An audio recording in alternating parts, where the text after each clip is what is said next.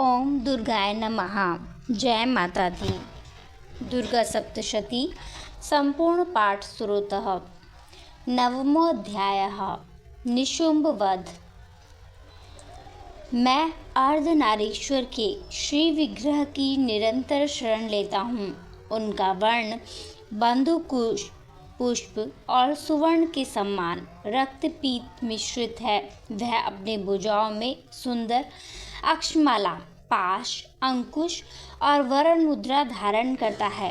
अर्धचंद्र उसका आभूषण है तथा वह तीनों नेत्रों से सुशोभित है। राजा ने कहा, भगवान, आपने रक्तबीज के वध से संबंध रखने वाला देवी चरित्र का यह अद्भुत महात्म्य मुझे बतलाया।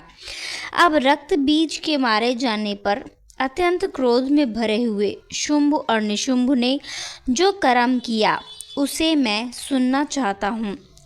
ऋषि कहते हैं, राजन, युद्ध में रक्त बीज तथा अन्य दैत्यों के मारे जाने पर शुंभ और निशुंभ के क्रोध की सीमा न रही। अपनी विशाल सेना इस प्रकार मारी जाती देख निशुंभ अमर्ष में भरकर देवी की ओर दौड़ा। उसके साथ असुरों की प्रधान सेना थी। उसके आगे पीछे तथा पार्श्व भाग में बड़े बड़े असुर थे, जो क्रोध से होंठ चबाते हुए देवी को मार डालने के लिए आए।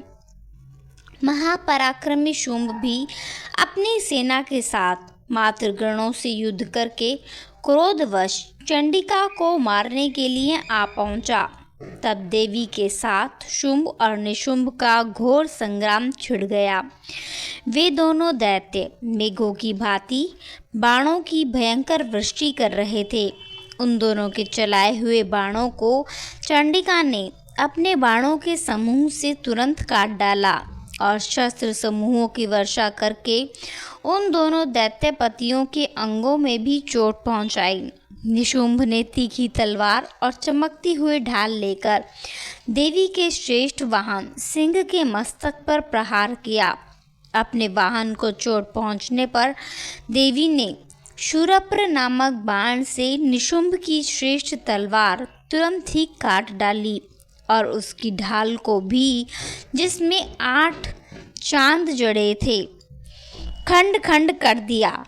ढाल और तलवार के कट जाने पर उस असुर ने शक्ति चलाई, किंतु सामने आने पर देवी ने चक्र से उसके भी 2 टुकड़े कर दिए। अब तो निशुंभ क्रोध से जल उठा और उस दानव ने देवी को मारने के लिए शूल उठाया, किंतु देवी ने समीप आने पर उसे भी मुक्के से मारकर चूर्ण कर दिया। तब उसने गदा घुमाकर चंडी के ऊपर चलाई, परंतु वह भी देवी के त्रिशूल से कटकर भस्म हो गई। तदनंतर दैत्यराज निशुंभ को फरसा हाथ में लेकर आते देख देवी ने बाण समूहों से घायल कर धरती पर सुला दिया। उस भयंकर पराक्रमी भाई निशुंभ के धराशायी हो जाने पर शुंभ को बड़ा क्रोध हुआ और अंबिका का वध करने के लिए वह आगे बढ़ा। रथ पर बैठे बैठे ही उत्तम आयुधों से सुशोभित अपनी बड़ी बड़ी 8 अनुपम भुजाओं से समूचे आकाश को ढककर वह अद्भुत शोभा पाने लगा। उसे आते देख देवी ने शंख बजाया और धनुष की प्रत्यंचा का भी अत्यंत दुस्सह शब्द किया। साथ ही अपने घंटे के शब्द से, जो समस्त दैत्य सैनिकों का तेज नष्ट करने वाला था, संपूर्ण दिशाओं को व्याप्त कर दिया। तदनंतर सिंह ने भी अपनी दहाड़ से, जिसे सुनकर बड़े बड़े गजराजों का महान मद चूर हो जाता था, आकाश, पृथ्वी और 10 दिशाओं को गूंजा दिया।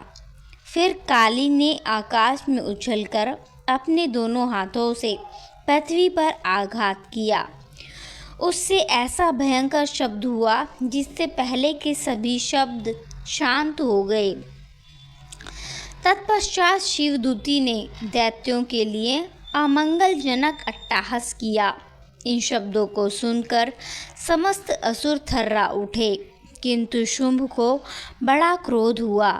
उस समय देवी ने जब शुंभ को लक्ष्य करके कहा, ओ दुरात्मन, खड़ा रह, खड़ा रह।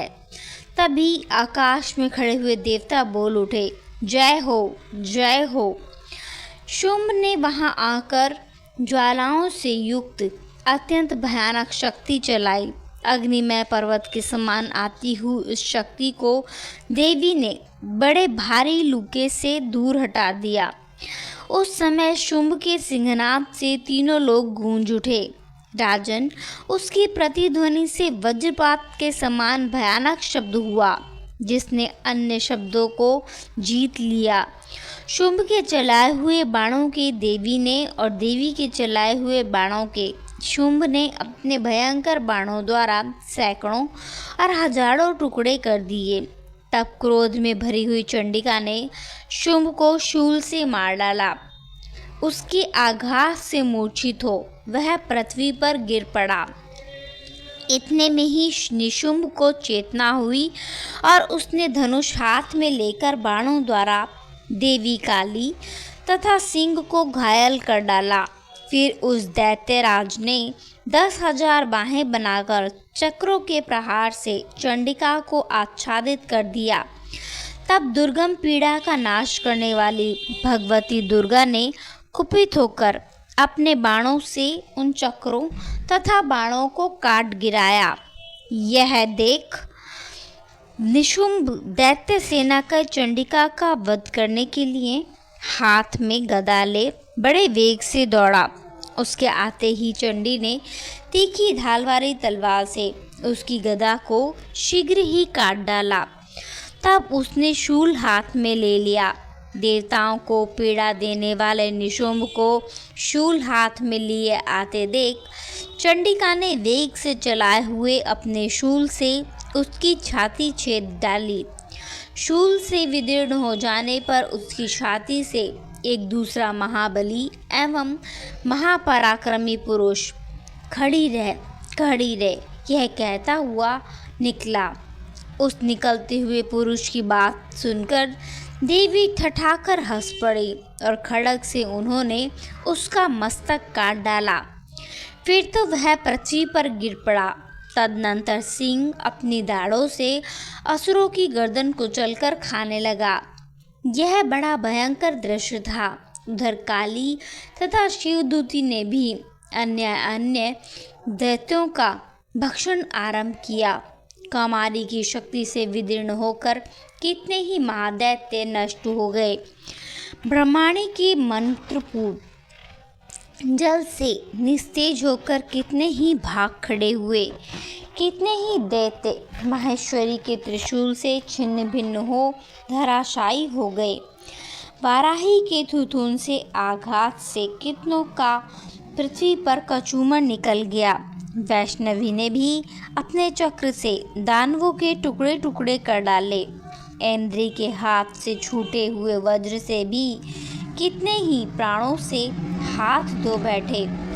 कुछ असुर नष्ट हो गए, कुछ उस महायुद्ध से भाग निकल गए।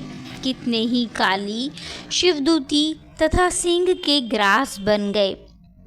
इस प्रकार श्री मार्कंडेय पुराण में सावर्णिक मनवंतर की कथा के अंतर्गत देवी महात्म्य में निशुंभ वध नामक 9वां अध्याय संपूर्ण हुआ। जय माता दी। ओम नमः शिवाय। ओम दुर्गाय नमः। 10वां अध्याय शुंभ वध। मैं मस्तक पर अर्धचंद्र धारण करने वाली शिव शक्ति स्वरूपा भगवती कामेश्वरी का हृदय में चिंतन करता हूँ। वे तपाए हुए सुवर्ण के समान सुंदर हैं। सूर्य, चंद्रमा और अग्नि ये ही 3 उसके नेत्र हैं और वे अपने हाथों में मनोहर धनुष बाण, अंकुश, पाश और शूल धारण किए हुए हैं। ऋषि कहते हैं, राजन, अपने प्राणों के समान प्यारे भाई निशुंभ को मारा गया देख, अपनी सारी सेना का संहार होता देख शुंभ ने कुपित होकर कहा, दुष्ट दुर्गे, तू बल के अभिमान में आकर झूठ मूठ का घमंड ना दिखा। तू बड़ी माननी बनी हुई है, किंतु दूसरी स्त्रियों के बल का सहारा लेकर लड़ती है। देवी बोली, ओ दुष्ट, मैं अकेली ही हूँ। इस संसार में मेरी सवा दूसरी कौन है? देख, ये मेरी ही विभूतियाँ हैं, अतः मुझ में ही प्रवेश कर रही हैं। तदनंतर ब्रह्माणी आदि समस्त देवियाँ अंबिका देवी के शरीर में लीन हो गईं। उस समय केवल अंबिका देवी ही रह गईं। देवी बोली, मैं अपने ऐश्वर्य शक्ति से अनेक रूपों में यहाँ उपस्थित हुई थी। उन सब रूपों को मैंने समेट लिया है। अब अकेली ही युद्ध में खड़ी हूँ, तुम भी स्थिर हो जाओ। ऋषि कहते हैं, तदनंतर देवी और शुंभ दोनों में सब देवताओं तथा दानवों के देखते देखते भयंकर युद्ध छिड़ गया। बाणों की वर्षा तथा तीखे शस्त्रों एवं दारुण अस्त्रों के प्रहार के कारण उन दोनों का युद्ध सब लोगों के लिए बड़ा भयानक प्रतीत हुआ। उस समय अंबिका देवी ने जो सैकड़ों दिव्य अस्त्र छोड़े, उन दैत्यराज शुंभ ने उनके निवारण अस्त्रों द्वारा काट डाला। इस प्रकार शुंभ ने भी जो दिव्य अस्त्र चलाए, उन्हें परमेश्वरी ने भयंकर हुंकार शब्द के उच्चारण द्वारा खिलवाड़ में ही नष्ट कर डाला। तब उस असुर ने सैकड़ों बाणों से देवी को आच्छादित कर दिया। यह देख क्रोध में भरी हुई उन देवी ने बाण मारकर उसका धनुष काट डाला। धनुष कट जाने पर फिर दैत्यराज ने शक्ति हाथ में ली, किंतु देवी ने चक्र से उसके हाथ की शक्ति को भी काट गिराया। तत्पश्चात दैत्यों के स्वामी शुंभ ने भी चांद से वाली चमकती हुई ढाल और तलवार हाथ में लेकर उस देवी पर धावा किया। उसके आते ही चंडिका ने अपने धनुष से छोड़े हुए तीखे बाणों द्वारा उसकी सूर्य किरणों के समान उज्ज्वल ढाल तथा तलवार को तुरंत काट दिया। फिर उस दैत्य के घोड़े और सारथी मारे गए। धनुष तो पहले ही कट चुका था। अब उस अंबिका ने मारने के लिए उद्यत हो भयंकर मुदगर हाथ में लिया। उसे आते देख देवी ने अपने तीक्ष्ण बाणों से उसका मुदगर भी काट डाला। तिस पर भी वह असुर मुक्का तानकर बड़े वेग से देवी की ओर झपटा। उस दैत्यराज ने देवी की छाती में मुक्का मारा। तब उन देवी ने भी उसकी छाती में एक चांटा जड़ दिया। देवी का खप्पड़ खाकर दैत्यराज शुंभ पृथ्वी पर गिर पड़ा, किंतु पुनः सहसा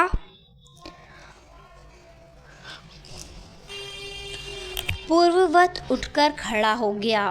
फिर वह उछला और देवी को अपने ऊपर ले जाकर आकाश में खड़ा हो गया।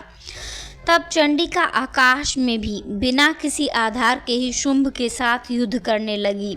उस समय दैत्य और चंडिका आकाश में एक दूसरे से लड़ने लगे। उनका वह युद्ध पहले सिद्ध और मुनियों को विस्मय में डालने वाला हुआ।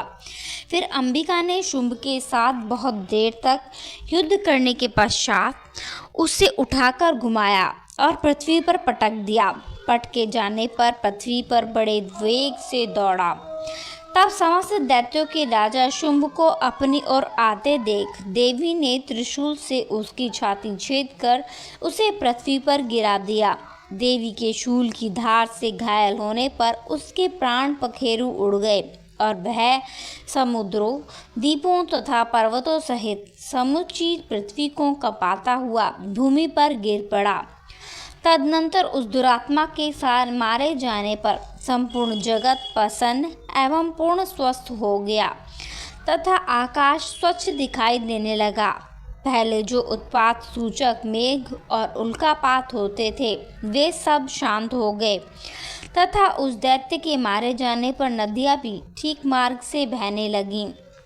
उस समय शुंभ की मृत्यु के बाद संपूर्ण देवताओं का हृदय हर्ष से भर गया और गंधर्वगण मधुर गीत गाने लगे। दूसरे गंधर्व बाजे बजाने लगे और अप्सराएं नाचने लगीं। पवित्र वायु बहने लगी। सूर्य की प्रभा उत्तम हो गई।